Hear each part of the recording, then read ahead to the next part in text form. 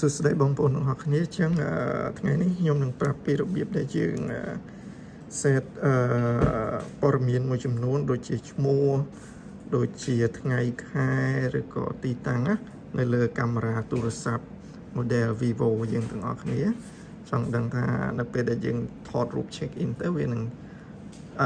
ដាក់ឈ្មោះឬក៏ដាក់ទីតាំងហើយនឹងដាក់ថ្ងៃខែនៅលើរូបភាពនឹងឲ្យតែម្ដងចឹងដំបូងយើងចូលមកក្នុងទូរស័ព្ទដៃហ្នឹងមកហើយយើងបើកកាមេរ៉ាទូរស័ព្ទ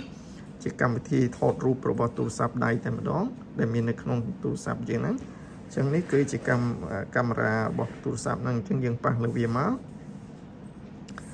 បន្ទាប់មកទៀតវាចេញកន្លែងផ្ទាំងថតរូបចឹងហើយ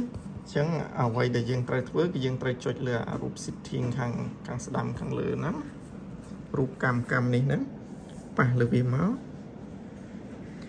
បន្ទាប់មកវាចេញចឹងហើយយើងយកពាក្យ more setting ចិត្តសញ្ញាព្រួយហ្នឹងប៉ះលើវាទៀតមក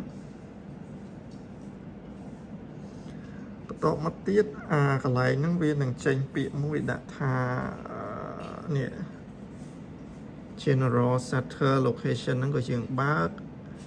sound នេះយើងបិទបើកនៅពេលថតទៅកុំឲ្យវាលឺក្រឹបអីហ្នឹងយើងអាចបិទបានទៀត location យើងត្រូវបើក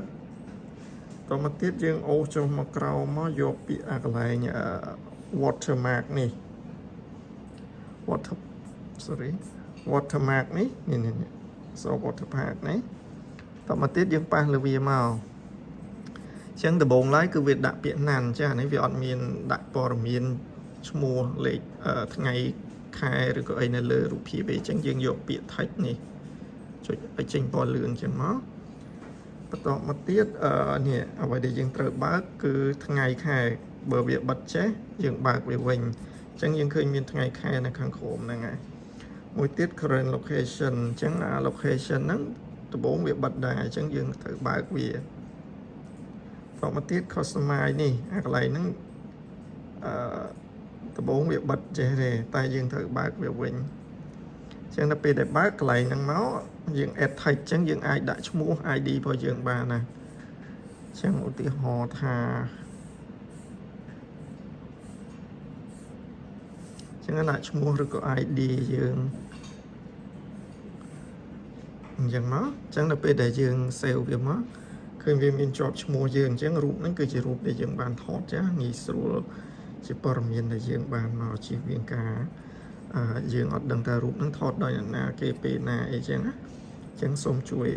ធ្វើអញ្ចឹងទាំងអស់គ្នាហ្នឹងហើយអញ្ចឹងបន្ទាប់ពីយើងត្រឡប់មកវិញយើងត្រឡប់ថយក្រោយវិញមក